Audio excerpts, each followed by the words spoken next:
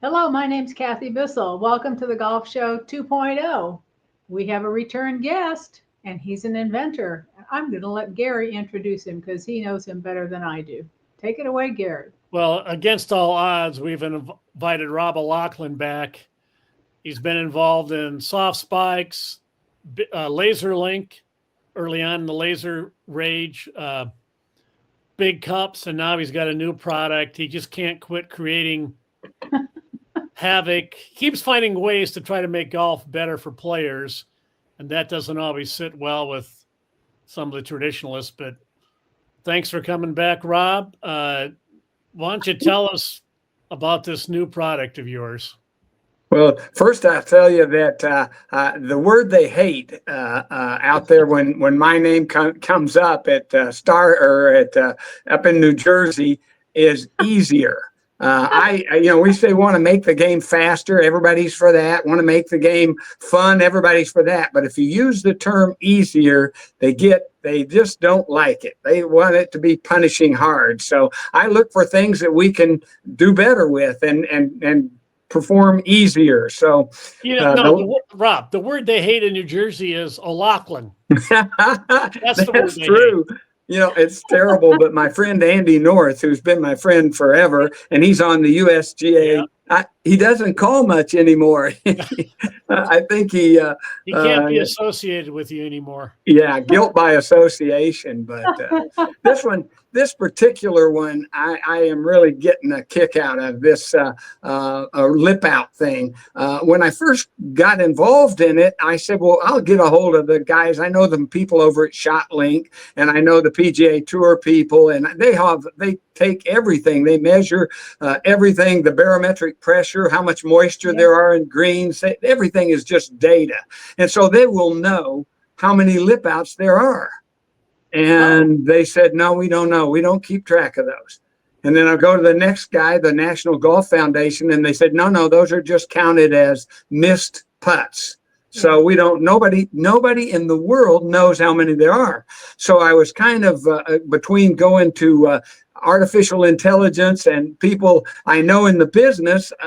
It just occurred to me, one guy said, well, then why don't you try to figure it out? So I'll give you a quick math of what I tried to figure out. The National Golf Foundation will tell you there's 500 million rounds of golf played in the U.S. a year. If you jump to the conclusion that there would be 36 putts for each of the 500 million rounds of golf, do the math out, it comes out to 18 billion putts. But they're not all the same because the shorter putts or the longer putts, the first half of them, 9 billion of them, are from 25 or 30 feet. And then from the second putt is more like 6 feet, 4 feet, 5 feet, something along that one. So that's the one that is, so what we're talking about is 9 billion putts. How many of them would end up being lip outs? And we all know lip outs are fairly rare. They're not non-existent. They happen. I bet a good player like you, Gary, you can think of some of them that cost you. I tell you what, they definitely happen more often than chips or putts that hit the flagstick and stay out. That is correct. Yeah. But lip outs, I mean, come on, you probably have at least, I was going to say one a round, but it may be one every 2 rounds. Well, the PGA Tour. How you define a lip out is, to me, a real lip out is a putt that could have, should have, maybe gone in. Yes. Versus you caught some lip, but it was never really going in. That doesn't stop you from bitching that it should have gone in. Uh-huh. No. But the ones that should have gone in, those are not that unusual. Here's an interesting thing that you might try at recreational golf. Every ball that the group agrees is a lip out, count it as good. In other words, if you got a legitimate lip out, that's a hold putt. Now all of a sudden, a guy like me is shooting 78 instead of 82, and that makes all the difference in the world. Good players, nobody is in favor of lip outs. There's nothing good about them. They're all bad. So if we could get, I don't think they're going to get people to do that. So the alternative was what would be the most famous lip out putt you can remember in your anywhere in golf? It's a recent one that I thought was beyond cruel. Was the kid from Denver? Oh boy! At last year's Players Championship, last hole.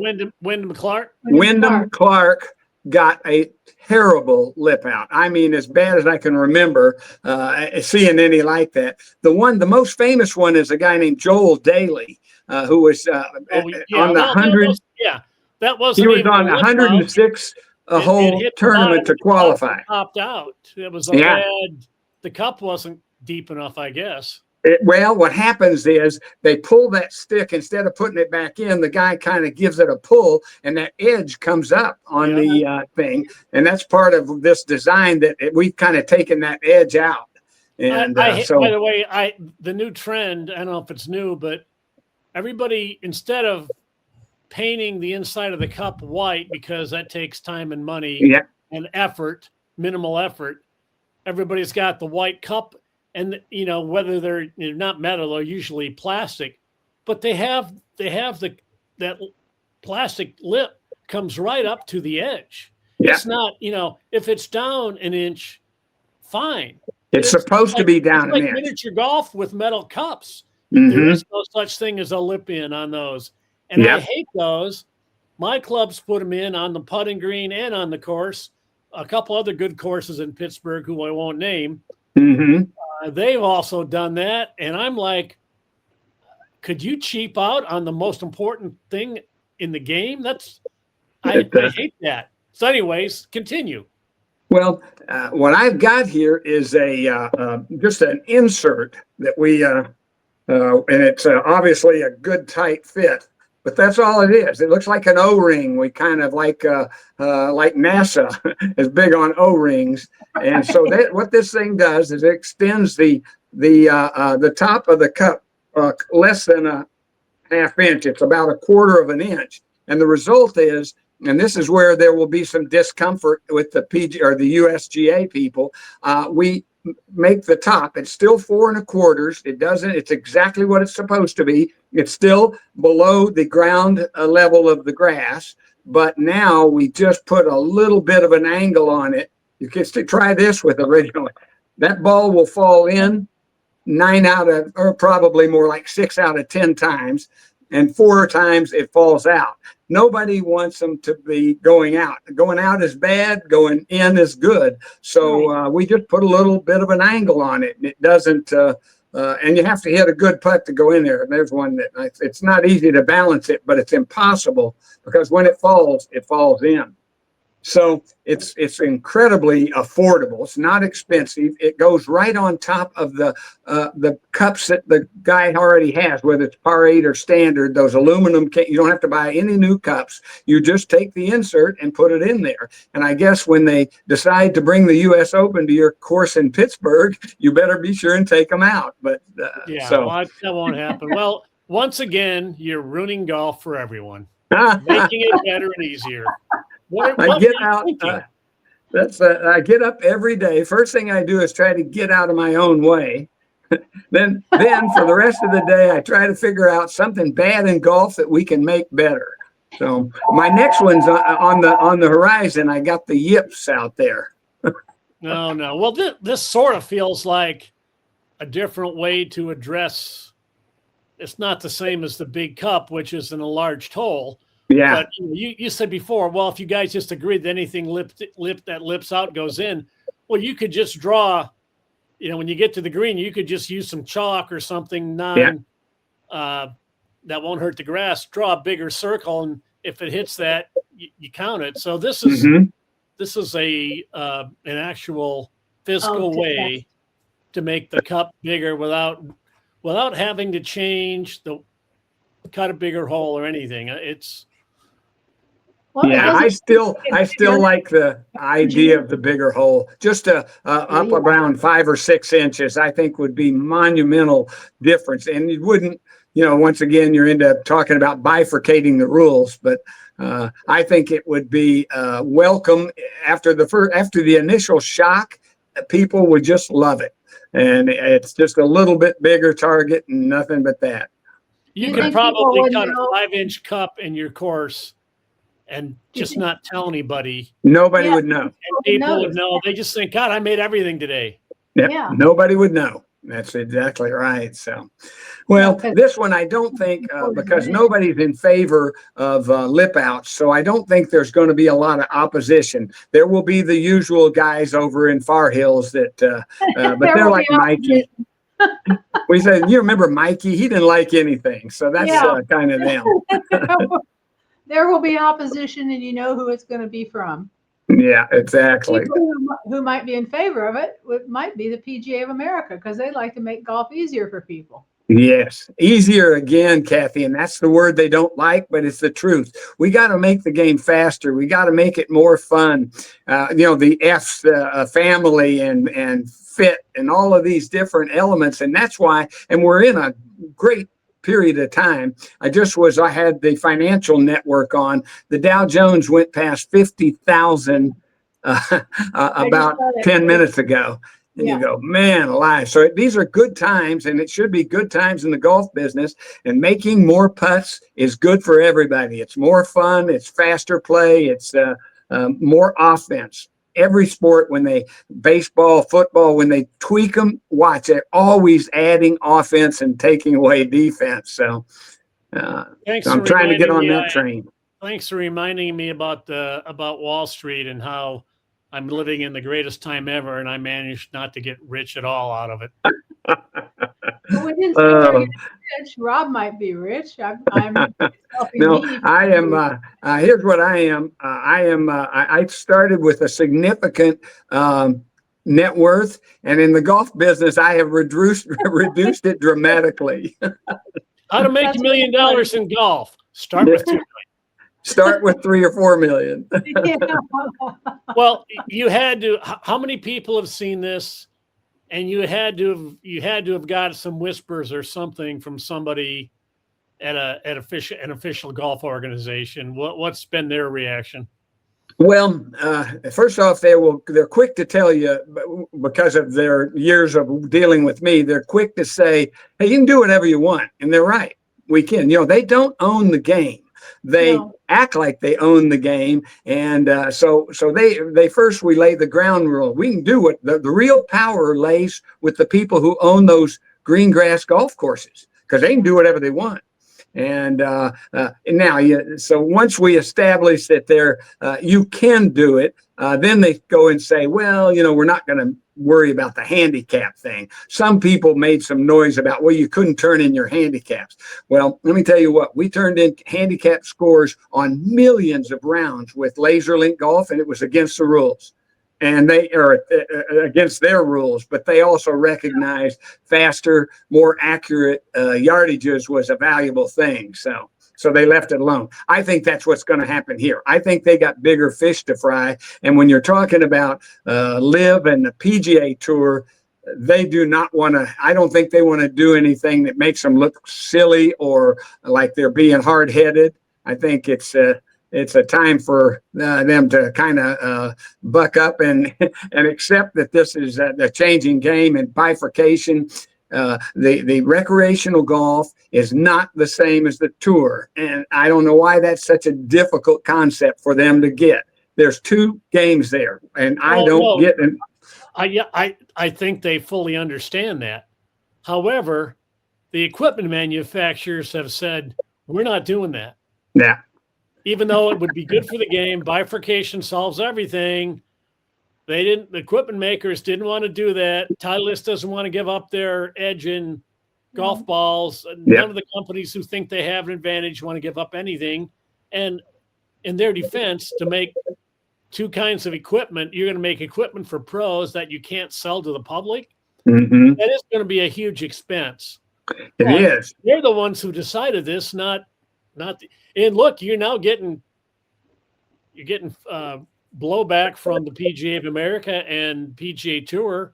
They've put the whole ball roll back in jeopardy now, it sounds like. Yeah. Yeah.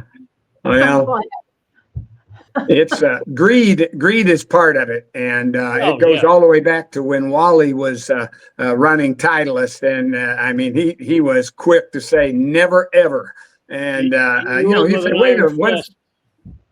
but they because they had the upper hand, and because they have 73% of the tour playing their balls, and so. And nobody could really call them out in the media because they advertised. I was at Golf World magazine and later Sports Illustrated. They were a big advertiser, and he made things happen at the magazines because he didn't want, for something they did. He was the big elephant in the room. Yeah. Well, everybody do you really has want to fight the same battle again, Rob? Well, I don't think it's going to be like the one with laser rangefinders. That I got to tell you, kind of evolved into a ridiculous battle. Everybody was doing it. There was 100% participation, and we'd sold everybody in the world not me, but Bushnell and Nikon, the big guys. They had sold everybody an electronic measuring device, whether it's GPS or that kind of stuff. So, and nobody on the tour pays for anything. So it's kind of like, who cares what they do?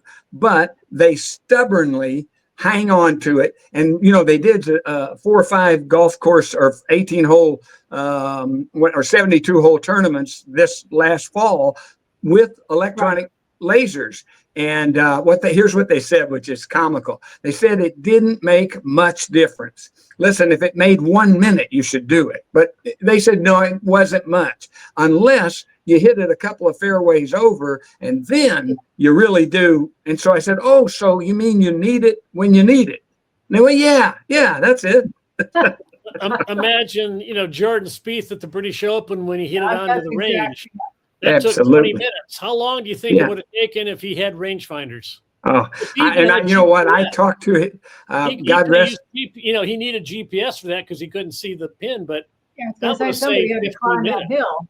He walks up on top, the caddy hits him, and he hits as a 3. It's a triangulation, and it's a simple concept. But what do you think? Can you put a percentage?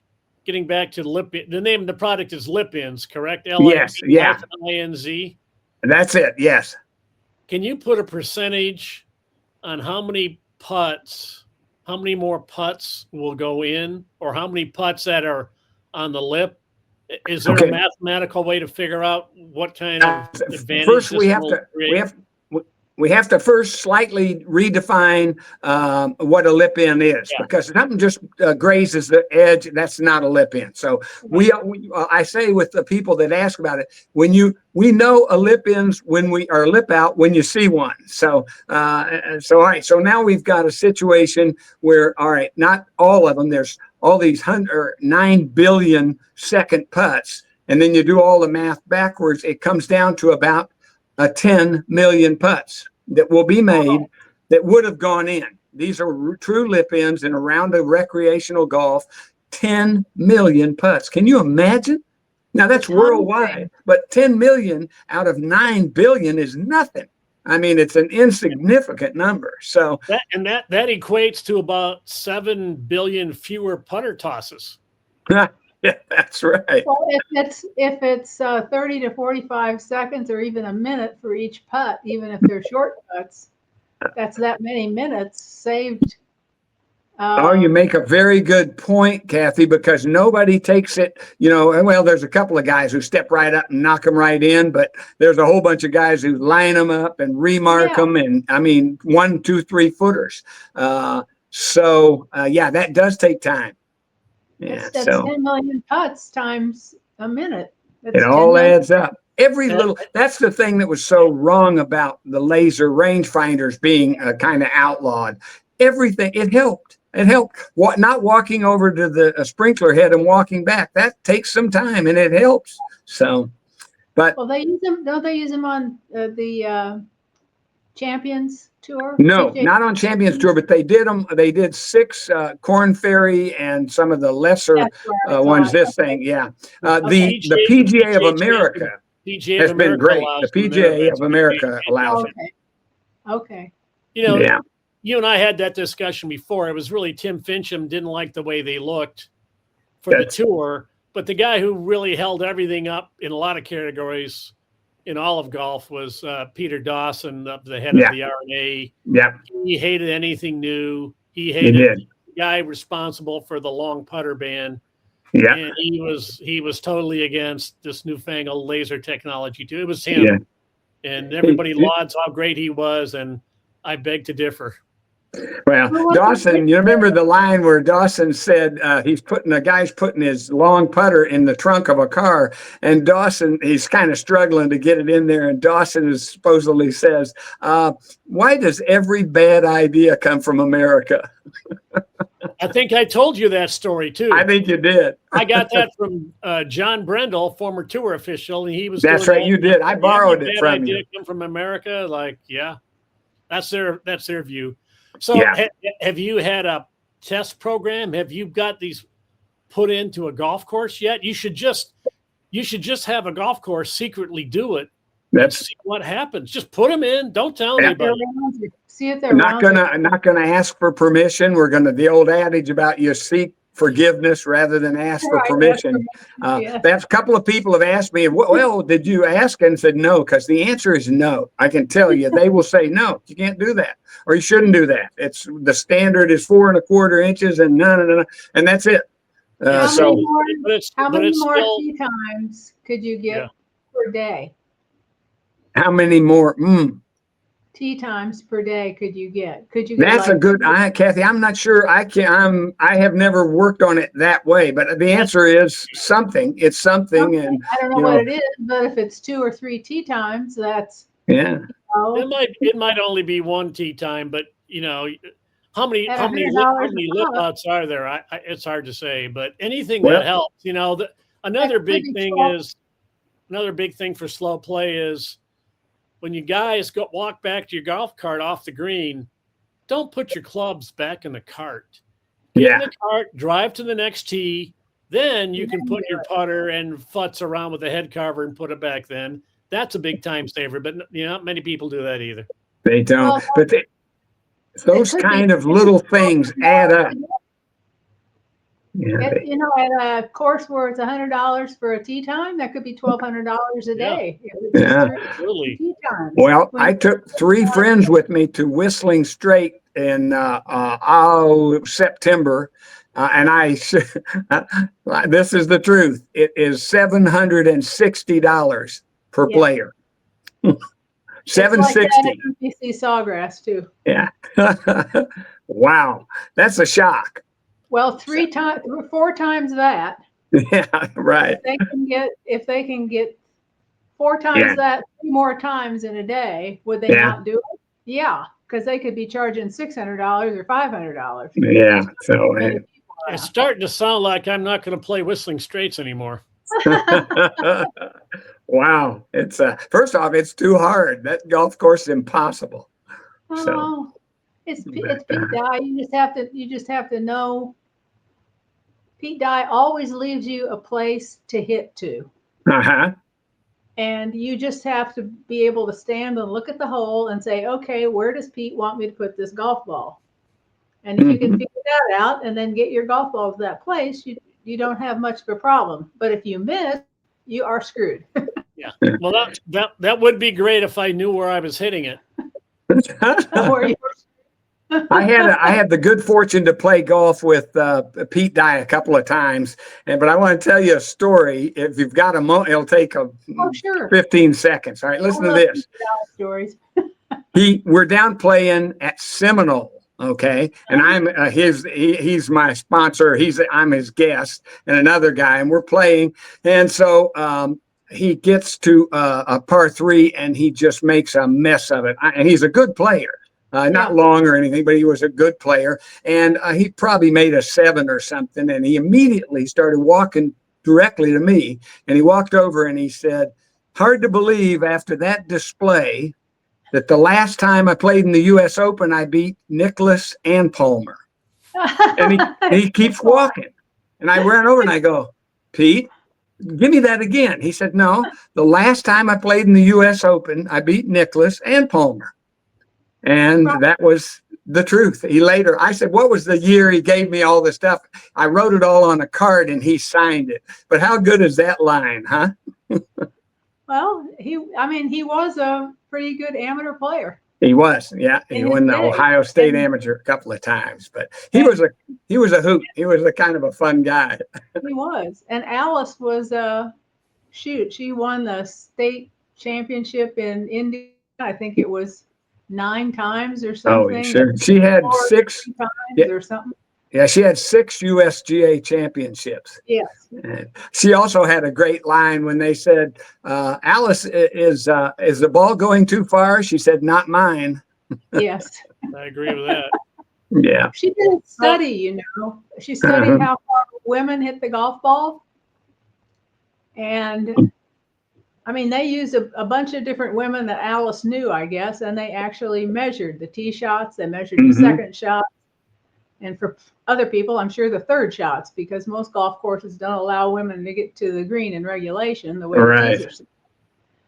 And she figured that the average woman, and this is including roll, this is not in the air, with roll, her drive only goes 150 yards. And her second shot only goes 130 yards. That's like a best shot. And so when you get to the tee and you see that the hole is longer than 280 yards, yep.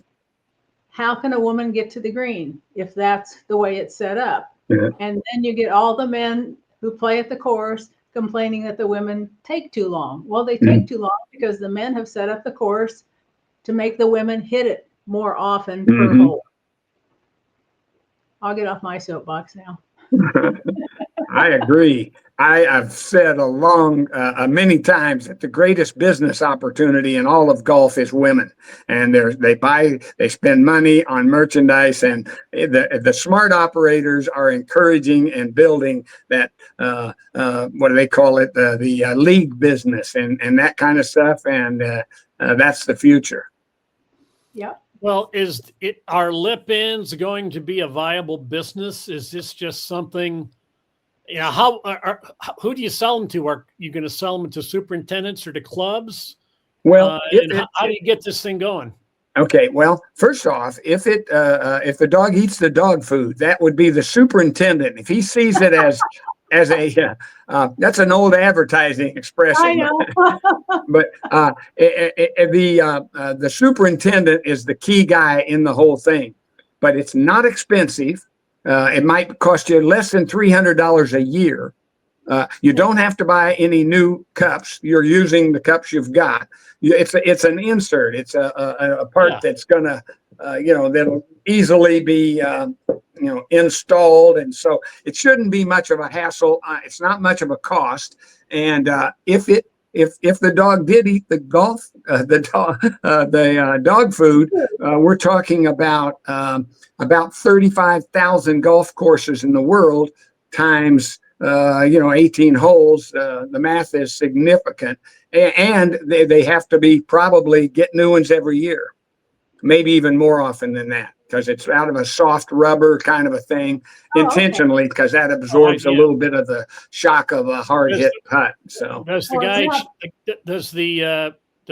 guy who moves the cups, does he have to reinsert them? Is that a problem for him at all? Not a problem. It's a matter of fact, with Maple Bluff Country Club, where they've been fantastic to me. We've done them a lot of times. Practice digging the whole thing. Everything is it works so far. It's a little bit maybe more of an effort, but that's counterbalanced by the fact that you mentioned the white paint. None of them like the paint. And I don't like it either. It's you can get lip outs from the paint.